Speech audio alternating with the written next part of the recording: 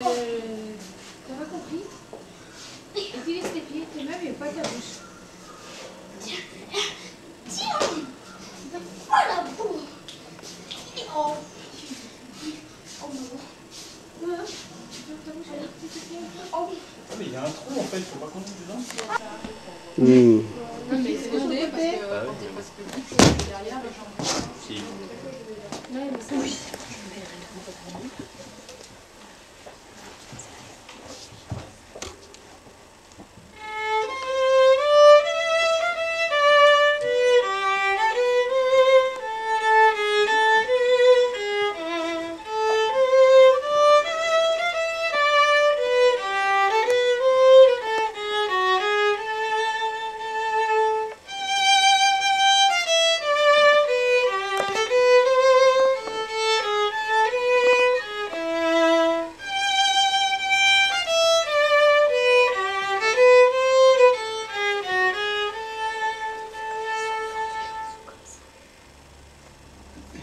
Bonjour à tous. Bonjour. Donc nous avons décidé pour vous présenter ce livre, donc Prends garde à la corde, que j'ai écrit avec ma co-auteure qui est par là-bas, de présenter une série de scènes qui sont extraites du livre, plutôt que de vous faire des grands discours. Donc sans plus tarder, place au spectacle. Ensuite, on prendra le temps donc, de répondre à vos questions et donc sur une table à l'extérieur, on vous attend. Et bon spectacle. Merci.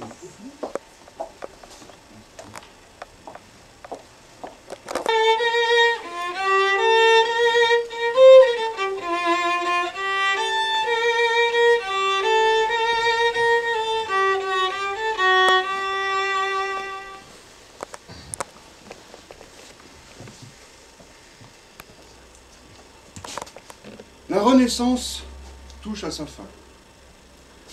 Période riche en bouleversements qui vit naître tant de progrès, mais aussi tant de drames. Véritable révolution artistique, littéraire et philosophique. De Vinci, Michel-Ange, Raphaël, Boccace et tant d'autres ont changé l'appréhension du monde.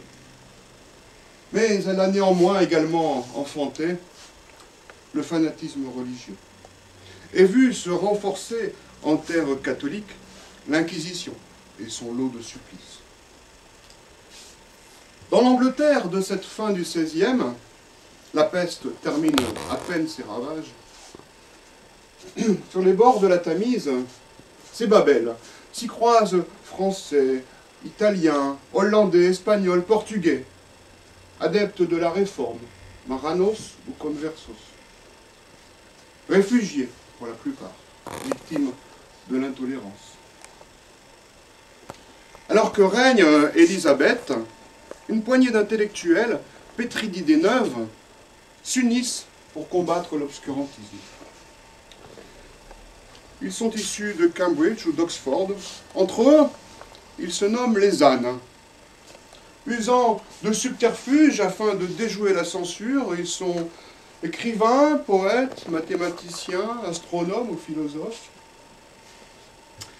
Ils se réclament de Giordano Bruno, ce savant italien qui finira au bûcher pour avoir osé affirmer, envers et contre tous, que la Terre n'était pas le centre de l'univers.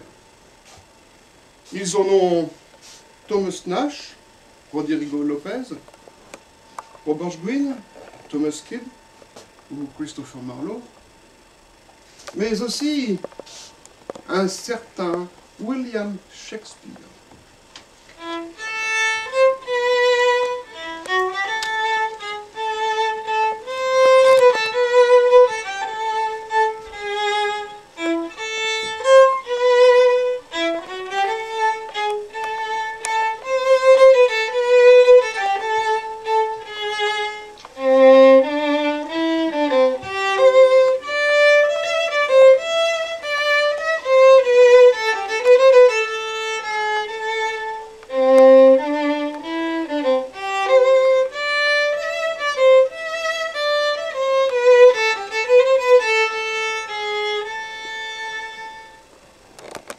De rencontrer sa fille, Elizabeth Cary.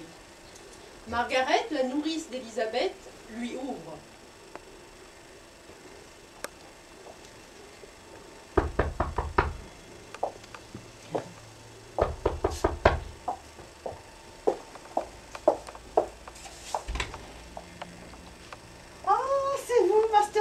Nash. Bonjour Margaret. Puis-je entrer? Mais vous avez l'air tout chiffonné, Master Nash. Que vous est-il arrivé? On dirait que vous n'avez pas passé la nuit dans un lit. J'ai fait une baignade complète dans la Tamise pour pouvoir repêcher mon chapeau. Venez avec moi. Un peu de vin chaud? Volontiers, Margaret. Vous êtes un ange. Mais expliquez-moi plus en détail ce qui vous est arrivé. Comme je vous l'ai dit, une baignade forcée et complète dans la Tamise. Ah, je comprends mieux l'odeur. Je vais vous trouver des vêtements propres. Un décoché doit avoir à peu près votre taille. Merci, Margaret. Attendez, dites-moi, Margaret. Pensez que je puisse voir Mistress Elizabeth? Vous êtes bien impertinent, jeune homme. Vous la verrez dès qu'elle sera prête.